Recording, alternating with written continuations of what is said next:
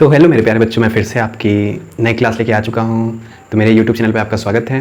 तो आज का चैप्टर जो है वो बहुत ही कह सकते हैं बहुत ही एक अच्छी कहानी की तरह ही रहेगा। तो मैं आपको बता देना चाहता हूँ कि जो कह सकते हैं एक ऑटोबायोग्राफी से कुछ पार्ट लिया गया है। जो ऑटोबायोग्राफी है वो हमारे नेल्सन मंडेला जी की है, जो साउथ अफ्रीका के पहले प्रेसिडेंट बने थे 1994 में। जो पहले ब्लैक प्रेसिडेंट थे, ब्लैक मतलब उसके पहले क्या था, साउथ अफ्रीका के ऊपर मैक्सिमम जो कब्जा था वो कह सकते हैं गोरे लोगों का था। तो पहली बार क्या हुआ, ये ब्लैक प्रेसिडेंट बने, जो अपने आप में भी एक कह सकते हैं बहुत ही एक यूनिक बात रही उस समय, और बहुत अच्छी एक कह सकते हैं तरह की अचीवमेंट थी साउथ अफ्रीका के लिए या फिर ब्लैक लोगों के लिए, है ना। तो जो भी उन्होंने स्ट्रगल किया है हमारे कह सकते हैं नेल्सन मंडेला जी ने, वो उन्होंने अपनी ऑटोबायोग्राफी में लिखा। तो उससे क्या हुआ, कुछ हिस्सा लिया गया है हम लोगों को बताया जाने के लिए कि उन्होंने कितना अपनी लाइफ में स्ट्रगल किया, कैसे उन्होंने अपने अपने लोगों के लिए लड़ाइयाँ लड़ी, है ना। तो उन्होंने जो भी लड़ाइयाँ लड़ी अपने लिए ना लड़के अपने देश के लिए, अपने लोगों के लिए लड़ाई लड़ी, है ना।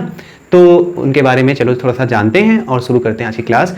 तो आज की क्लास का जो भी पहला मतलब आज का जो चैप्टर है वो चैप्टर 2 है, इंग्लिश 10th इंग्लिश है ना, 10th क्लास का सीबीएसई बोर्ड का। तो ये चैप्टर 2 है, ठीक है। तो इस चैप्टर 2 का नाम क्या है, लॉन्ग वॉक टू फ्रीडम। मतलब क्या है कि स्वतंत्रता के लिए कहीं ना कह सकते हैं ये आसानी से स्वतंत्रता उनको नहीं मिली होगी। ये इंडिपेंडेंस जो उनको मिली गई होगी ये बहुत बेटा आसानी से नहीं मिली होगी। कई लोग इसके लिए मरे होंगे, साउथ अफ्रीका में कई लोगों ने लड़ाइयाँ लड़ी होंगी, तब जाके ये मिली होगी, है ना। तो इसीलिए इन्होंने इसका नाम क्या रखा, लॉन्ग वॉक टू फ्रीडम। मतलब बहुत ज़्यादा इसमें स्ट्रगल रहा होगा ना। तो अब शुरू करते हैं आज की क्लास। क्या है, जैसा कि आप बोर्ड पे देख सकते हैं ना, long walk to freedom Nelson Mandela ji ने इसको लिखा है, या फिर कह सकते हैं इनकी ऑटोबायोग्राफी है, उससे कुछ पार्ट है। तो मैं शुरू करता हूँ आज की क्लास, है ना। तो Nelson Mandela was a great leader, एक बहुत ही महान नेता थे साउथ अफ्रीका के। किसके थे, of South Africa. During his life time, उनके जीवन के समय में south Africa followed a cruel system. South Africa में बेटा कैसा सिस्टम फेस किया था बेटा, बहुत ही क्रूल, निर्दयी, जिसमें किसी के ऊपर दया नहीं की जाती थी, ब्लैक लोगों पर, है ना, खासकर उनके ऊपर बहुत अत्याचार हुए। कॉल्ड अपर्थेड। अपर्थेड आप वर्ड को बेटा बिल्कुल नोट डाउन कर लें, बोर्ड में कभी कभी ये भी इसका मीनिंग डायरेक्ट पूछ सकता है कि अपर्थेड क्या होता है, what do you mean by apartheid, है ना। अपर्थेड का मीनिंग क्या होता है एग्जैक्टली। तो अपर्थेड के बारे में जैसे कि एक डिस्क्रिमिनेशन वर्ड चलता है, आप लोग समझते होंगे डिस्क्रिमिनेशन मतलब क्या, किसी के साथ भेदभाव, किसी के कास्ट के नाम पे, है ना, किसी के धर्म के नाम पे, है ना, किसी की जाति हो गई, है ना। तो हम लोग आजकल देखो कितना उलझे हुए हैं समाज में, है ना। हम लोग हमेशा आदमी की कास्ट देखकर जज करते हैं उसको, भले ही वो कितना पढ़ा लिखा हो, भले ही वो कितना अच्छा हो, भले ही अच्छे कर्म करता हो, लेकिन हम सबसे पहले उसको उसके नाम के, उसके पूरे नाम से क्या करते हैं, उसको जज करते हैं, है ना। आजकल लोग किसी के नाम से मतलब नहीं रखते हैं, वो पूरे नाम से मतलब रखते हैं, है ना। तो ये भी एक डिस्क्रिमिनेशन है जो हमारे देश में एग्जिस्ट करता है ना। तो वहां पर भी साउथ अफ्रीका में किस तरह का भेदभाव था बेटा, गोरे का लोग, है ना। तो अपर्थेड का मतलब क्या है, where people were treated differently. लोगों को कैसे बेटा ट्रीट करते थे, कैसे कोई वो इंसान हो ही ना, है ना, डिफरेंटली ट्रीट करते थे, है ना। जैसे एक तरह से कह सकते हैं उनको जानवर वाला ट्रीटमेंट करते थे उनके साथ, ब्लैक लोगों के साथ, कौन, गोरे लोग। ऑफ द कलर, किसके हिसाब से, उनके कलर के हिसाब से, क्योंकि वो ब्लैक थे।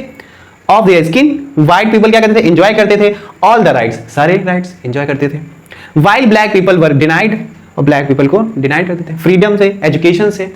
ना तो उनको कोई स्वतंत्रता थी, ना ही उनके लिए एजुकेशन का कोई राइट था ब्लैक लोगों के लिए, है ना। एंड इक्वल अपॉर्चुनिटीज, और ना ही कोई इक्वल अपॉर्चुनिटीज थी, है ना। कोई भी मौके नहीं दिए जाते थे उनको, सिर्फ और सिर्फ क्या उनका काम था, सिर्फ आपकी सेवा करना गोरे लोगों की, है ना। तो आगे देखते हैं, Mandela believe that every human being deserve equal respect.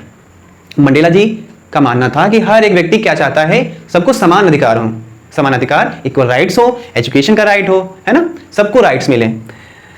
To achieve this dream, इस ड्रीम को अचीव करने के लिए नेल्सन मंडेला जी को कितना टाइम लगा बेटा, वो पहली बार तो वो जेल में रहे, है ना, कितने साल रहे, 27 ईयर जेल में रहे बेटा। But he never give up, लेकिन उन्होंने कभी भी हार नहीं मानी, है ना। क्योंकि स्वतंत्रता बेटा एक दिन में नहीं मिल जाती किसी को, इसके लिए जान खपानी पड़ती है, समय देना पड़ता है, अपनी अपनी जान के ऊपर खेलना पड़ता है, क्योंकि सिस्टम इतना घटिया हो जाता है किसी भी देश का, है ना। तो उससे क्या होता है, उससे हमको लड़ने के लिए क्या करना पड़ता है, लोगों को जगाना पड़ता है। लोग इतनी आसानी से बेटा कह सकते हैं लड़ाइयों में नहीं आते हैं, है ना। जो लोग इसके लिए अपनी जान गंवा बैठते हैं ना, उन्हीं से हम पूछ सकते हैं आजादी का मतलब क्या होता है ना। तो इसके आगे कंटिन्यू करते हैं, ओके। तो आपको आई होप मेरी बातें समझ में आए, ओके।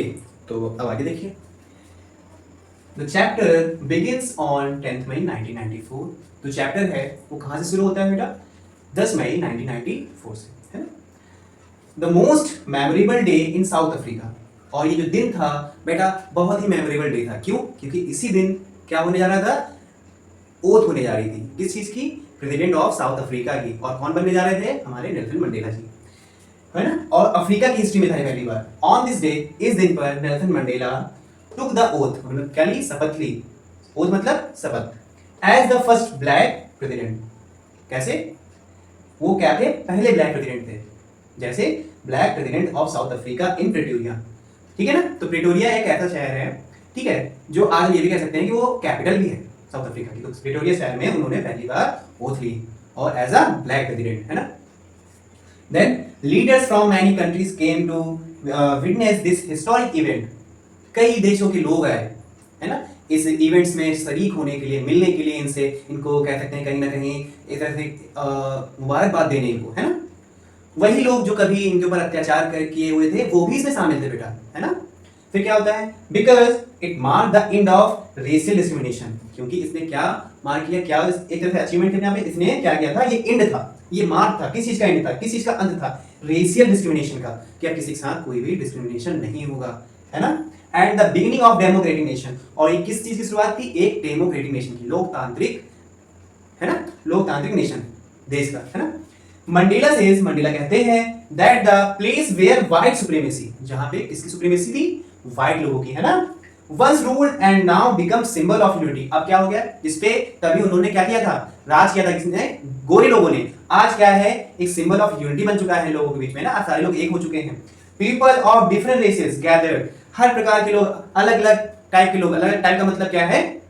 जो बटे हुए थे समाज में, है ना, रेशियल, है ना, तो वो भी कहीं ना कहीं गैदर हुए हैं बेटा। और क्या करें? Together to celebrate freedom. और इस स्वतंत्रता को क्या करने के लिए बेटा? सेलिब्रेट करने के लिए। और यहीं से हमको क्या सीखने मिलता है? कहीं ना कहीं एक हमें इस चैप्टर के माध्यम से या फिर इन लाइनों के माध्यम से मुझे सीखने मिल रहा है कहीं ना कहीं कि अब जो हेट है समाज में वो खत्म हो रही है ना। अब वो समाज में जो हेट है वो खत्म हो रही है, फ्रीडम कहीं ना कहीं उसकी आशा जग रही है लोगों के बीच में, है कि नहीं। तो आई होप मेरी लाइन आपको समझ में आ रही है ना। तो आगे बढ़ते हैं। ओके ओके, तो आगे देखते हैं, ठीक है। आई होप आपको मेरी लाइनें समझ में आ रही होंगी। One of the most emotional moments of the ceremony was the military salute. सबसे इमोशनल मोमेंट क्या था बेटा? वो ये था कि जो मिलिट्री थी वो क्या कर रही थी? उनको कहीं ना कहीं सैल्यूट कर रही थी। किसको? नेल्सन मंडेला को। क्यों ये मेमोरेबल था ये मोमेंट? क्योंकि कहीं ना कहीं कभी वो वही मिलिट्री, कभी नेल्सन मंडेला जी को जेल में डाला होगा उन्होंने ही उनके साथ मार पिटाई की होगी, उन्होंने ही कहीं ना कहीं उनको प्रताड़ित किया होगा, उसी मिलिट्री ने। आज देखो नेल्सन मंडेला जी कितनी बड़ी अचीवमेंट है कि आज उनको उन्हीं की आर्मी कह सकते हैं जिसने कभी उनके ऊपर अत्याचार किया था, आज उनका क्या कर रही है? उनको सैल्यूट कर रही है ना, आज उनका अभिवादन कर रही है ये मिलिट्री, है ना।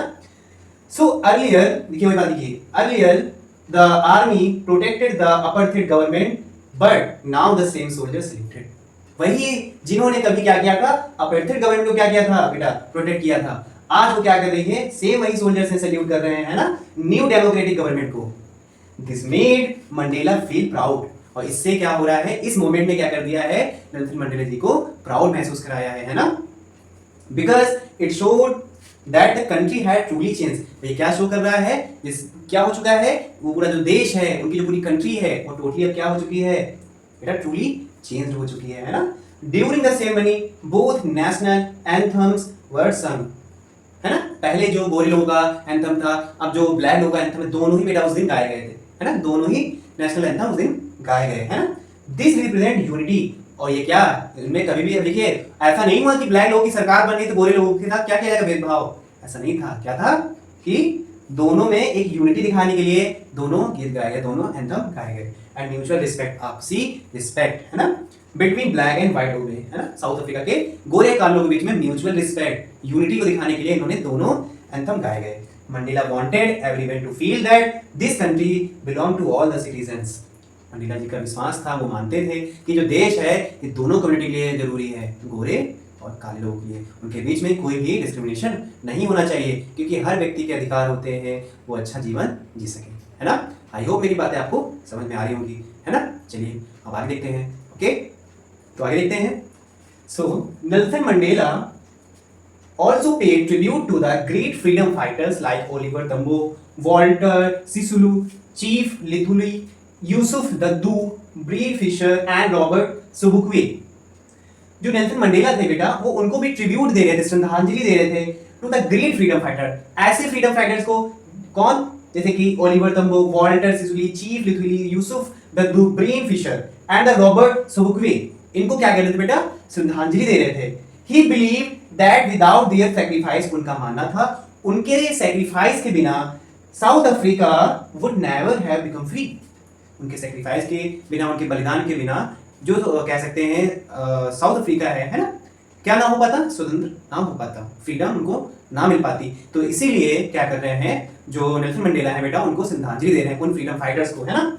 The chapter also shares Mandela's thought about courage.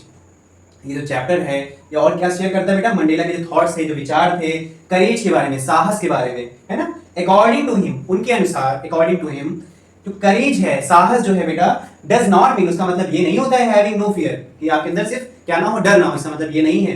A truly brave person is someone who feels fear but still overcomes it, और इस पे वो काबू भी पा पाए, है ना। ये नहीं कि आप सिर्फ डर रहे हैं तो डरते रहें। ट्रूली एक करेजियस व्यक्ति कौन हो सकता है, वही व्यक्ति हो सकता है जो अपने भय पे काबू भी पा पाए, अपने डर पे काबू भी पा पाए, है ना। तो इसके आगे देखते हैं बेटा कुछ और लाइनें, है ना। ओके, तो चलिए आगे देखते हैं। So another important message is about love and hated, है ना। इसमें जो दूसरा बहुत इंपॉर्टेंट मैसेज है ना, इस कह सकते हैं इस चैप्टर का, वो क्या है बेटा, लव और हेट के बारे में है। मंडेला कहते हैं that no one is born hating, कोई भी व्यक्ति इसलिए नहीं जन्म लिया है, इसलिए नहीं जन्मा है कि वो क्या करे, वो दूसरे को हेट करे। Hated is learn and if people can learn to hate, यदि व्यक्ति बेटा एक दूसरे से हेट करना भी सीख सकता है तो क्या सीख सकता है, they can also learn to love, है ना। तो वो एक दूसरे से प्रेम करना भी सीख सकते हैं। क्या ऐसा पॉसिबल है? आप लोग बता सकते हैं क्या ऐसा पॉसिबल है कि आजकल लोग कितना एक दूसरे से हेट करते हैं, है ना। आप लोग तो देखते ही हैं समाज में हमारे कितना एक दूसरे के प्रति हेट फैल गया है ना।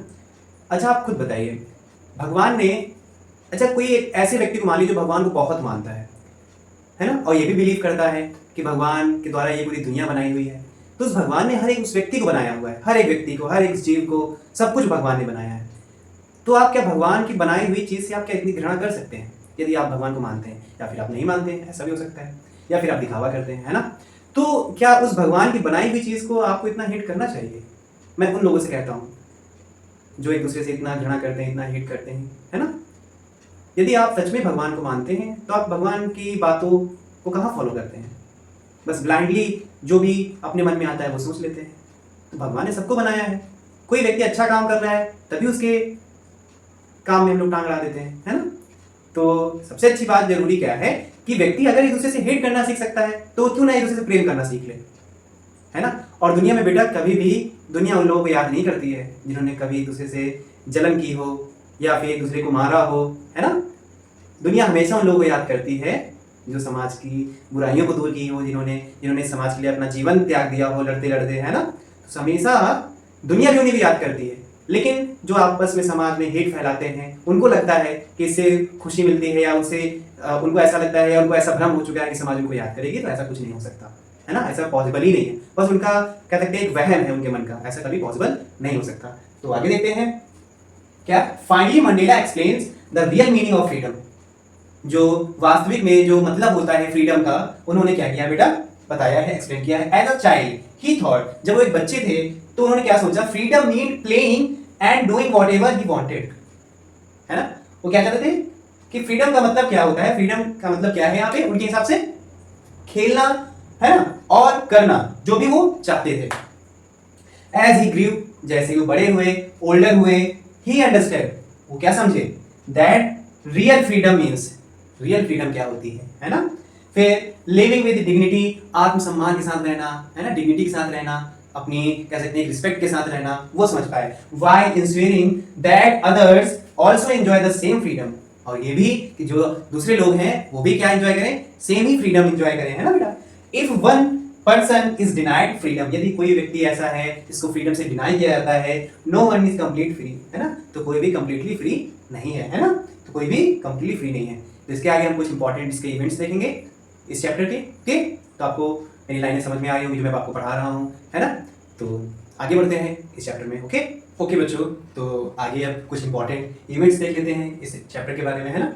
तो ये जो इवेंट्स हैं आप बहुत ही बोर्ड के पर्सपेक्टिव से बहुत ज़्यादा इंपॉर्टेंट आपके लिए, है ना, और आपको इसको लर्न भी करना है। ओके, पहला क्या है, apartheid divided people on the basis of race. Apartheid का मैंने आपको बताया था कि लोगों को क्या करता है बेटा, एक दूसरे से दूर करता है, विभाजित करता है, डिवाइड करता है। किस बिहाफ पे? उनके रेस के बिहाफ पे, कास्ट के बिहाफ पे, कलर के, है ना, उनके जो स्किन का कलर है उसके बिहाफ पे। नेल्सन मंडेला स्पेंट कितने साल? 27 ईयर इन प्रिजन, जेल में, है ना। On 10 May 1994 he became South Africa's first black president. 10 मई को, है ना, 1994 को वो क्या बने? साउथ अफ्रीका के फर्स्ट ब्लैक प्रेसिडेंट बने। ठीक है, leaders from across the world attended the inauguration. Leaders जो थे, नेता थे दूसरी कंट्रियों के, है ना, अलग अलग देशों से क्या हुए थे बेटा, उस दिन अटेंड हुए, वहां पे आए, है ना, उस इनॉग्रेशन में। द मिलिट्री सैल्यूटेड, जो मिलिट्री थी, है ना, जिस मिलिट्री ने कभी उनके ऊपर अत्याचार किए थे, उस मिलिट्री ने क्या किया था, कभी उनको जेल में डाला था, वो क्या कर रही थी, आज उनको सैल्यूट कर रही थी। न्यू डेमोक्रेटिक गवर्नमेंट को क्या कर रही थी, वो सैल्यूट कर रही थी। Both national anthems were sung as a symbol of unity. दोनों जो कह सकते हैं बेटा क्या था, दोनों गीत जो थे, कौन से? नेशनल एंथम जो थे, है ना, राष्ट्रगीत जो थे, क्या हुए, राष्ट्रगान जो थे उस दिन गाए गए, दोनों किस लिए? यूनिटी को दिखाने के लिए, सिंबल ऑफ यूनिटी को दिखाने के लिए। Mandela honoured the freedom fighter, है ना, और मंडेला ने क्या किया? ऑनर किया, उनको श्रद्धांजलि दी कि लोगों को जिन्होंने कभी ना कभी साउथ अफ्रीका के लिए अपनी जान का बलिदान दिया था, है ना। He explain the true meaning of courage, love and freedom. और उन्होंने क्या एक्सप्लेन किया है बेटा? ट्रू मीनिंग जो वास्तविकता होती है ना, जो सच में एक मीनिंग होता है किसका? साहस का, लव का एंड फ्रीडम का, उन्होंने एक्सप्लेन किया है ना। तो आई होप मेरी बातें समझ में आ रही हैं। अब इसके बाद हम इस कह सकते हैं इस चैप्टर का मेन मैसेज को देखेंगे, है ना, मैं आपको बताऊंगा। ओके, आई होप मेरी बातें आपको समझ में आ रही होंगी, है ना। ओके, तो अब हम लोग चैप्टर के एंड में आ चुके हैं। तो इस चैप्टर का जो मेन मैसेज है वो मैं आपको बता देता हूँ, क्या है वो। This chapter teaches us that freedom, equality and humanity are the strongest foundation of any nation। ये चैप्टर हमें क्या बताता है बेटा? क्या बताता है बेटा? हमें क्या टीच करता है? That freedom, equality and humanity, जो फ्रीडम है, इक्वलिटी है, ह्यूमैनिटी है, ये क्या है? Are the strongest foundation of any nation. Strongest, मजबूत नींव होती है किसी भी एक देश की, नेशन की। इट रिमाइंडर्स, ये हमें रिमाइंड कराता है कि किसी को माफ करना, forgiveness is more powerful than revenge. एक बदले से ज्यादा क्या स्ट्रॉन्ग होता है बेटा? क्या पावरफुल होता है बेटा? फॉरगिवनेस, है ना। And that asking peace is possible when people respect, एक दूसरे की क्या करें बेटा? रिस्पेक्ट करें, है ना। ठीक है ना, एक दूसरे की क्या करें बेटा? लोग एक दूसरे की रिस्पेक्ट करें, है ना। तो आप समझ सकते हैं ना, freedom, equality and humanity are the strongest. तो लोग एक दूसरे के ऊपर कहाँ बेटा कह सकते हैं इक्वलिटी की भावना से देखते हैं या ह्यूमैनिटी की भावना से देखते हैं? नहीं देखते ना। तो किसी भी देश की कह सकते हैं नींव क्या है? यही है, यही जो तीन कह सकते हैं स्तंभ है, क्या? फ्रीडम, इक्वलिटी एंड ह्यूमैनिटी, है ना। हमारे देश में देखो क्या हो रहा है आजकल, लोग एक दूसरे से कितना भेदभाव करते हैं बेटा, है ना। तो मैं आपको यही बताना चाहता हूँ, मैं आपसे रिक्वेस्ट करता हूँ कि आप किसी भी व्यक्ति के साथ बेटा क्या ना करें, भेदभाव ना करें, है ना। क्योंकि हम लोग एजुकेटेड बनना चाहते हैं, हम लोग बेवकूफ़ नहीं बनना चाहते हैं। एजुकेशन हमें क्या सिखाती है कि सबके साथ क्या करें, अच्छा बर्ताव करें, इक्वलिटी से उनकी तरफ देखें, है ना। और क्या करें, ह्यूमैनिटी हमारे अंदर होनी चाहिए ना, क्योंकि हम लोग उस जिसको हम भी मानते हैं, हर व्यक्ति किसी ना किसी धर्म को फॉलो करता है, भगवान को मानता है ना, कोई अल्लाह को मानता है, जिसको भी मानता है ना। तो हमें क्या सिखाया जाता है? हमें यही सिखाया जाता है ना कि हम एक दूसरे का सम्मान करें, है ना, ह्यूमैनिटी दिखाएं लोगों को, क्यों ना। तो आज का लेक्चर आपको कैसा रहा? आपको पसंद आया, नहीं पसंद आया, आप बताइए। ओके, तो आई होप आपको ये लेक्चर आपको समझ में आया होगा, है ना। तो अगर आपको पसंद आया है तो इस लेक्चर आपको दूसरों के साथ शेयर करें, मेरे चैनल को सब्सक्राइब करें, जिससे मुझे भी मोटिवेशन मिलता रहेगा, है ना। तो मैं और लेक्चर लाऊंगा आपके लिए, है ना, और मेहनत करूंगा आपके लिए, है ना। तो इसको फिर चैप्टर को यहीं पे खत्म करते हैं। आज के लिए इतना ही। Thank you, take care, okay.